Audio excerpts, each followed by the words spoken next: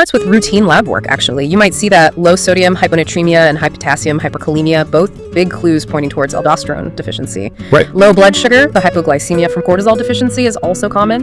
You might see elevated markers of kidney function like BUN and creatinine, but that's often just indicating significant dehydration rather than kidney failure itself. And occasionally, you might notice a mild elevation in calcium levels for reasons that aren't fully clear but are recognized. But really, the cornerstone of diagnosis is always hormonal testing. Right. You need to measure the hormones themselves. What's the go-to hormonal test, the first step? The first-line approach typically is to measure morning serum cortisol and ACTH levels simultaneously. It's morning levels. Why morning? Because cortisol levels naturally peak in the early morning for most people. So a low morning cortisol is particularly suggestive. Okay. And what's so insightful here is how these two hormone levels immediately tell us a story.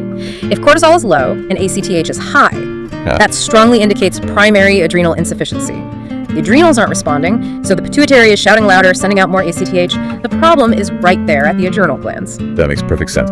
So if those initial levels point towards Addison's, how do you confirm it definitively? Is there a confirmation test? Yes, there is. To confirm, we perform what's called the ACTH stimulation test, sometimes called the cosentropin test. Cosentropin. That's the synthetic version of ACTH we use for the test. So what we do is measure a baseline cortisol level.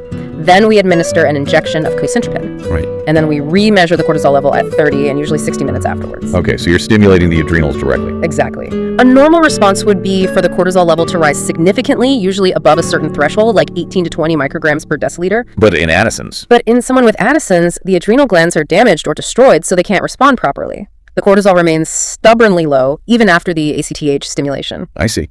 So the test essentially asks the adrenal glands, can you do your job when prompted? Precisely. And in Addison's, the answer is a resounding no. We also often check plasma renin activity, PRA, and aldosterone levels. High renin and low aldosterone further confirm that aldosterone deficiency is part of the picture, which is typical in primary adrenal insufficiency. Okay.